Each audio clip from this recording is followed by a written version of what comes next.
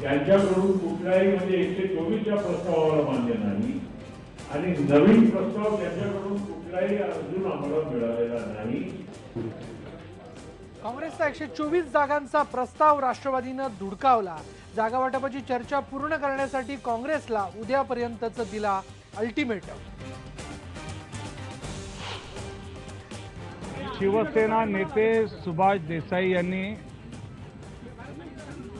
भारतीय जनता पक्षाला एक प्रस्ताव दिलाय।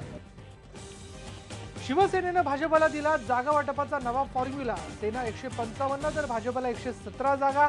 मित्रपक्षांच्या वाट्याला 16 जागा। आता लक्ष भाजपच्या भूमिकेकडे।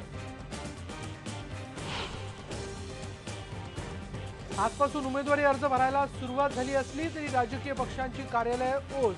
उमेदवारी यादी रखडल्याने कार्यकर्ते संभ्रमात।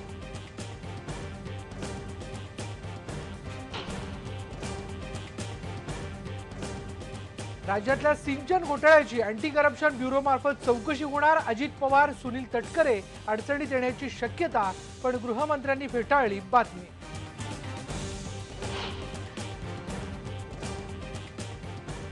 राज्यात अनेक ठिकाणी डेंग्यूचा कहर। हिंगोली जिल्ह्यात आतापर्यंत 3 बळी।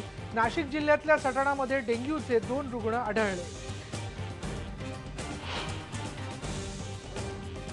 निवडणुकीच्या काळात दारूच्या विक्री आणि उत्पादनावर राहणार एक्साईजची करडी नजर।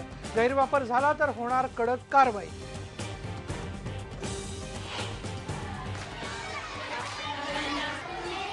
आणि परभणीत आजी आई नात या अनोख्या महोत्सवाचं आयोजन। मुलाबाईची गाणी नातीपर्यंत पोहोचावी यासाठी एका शाळेचा पुढाकार।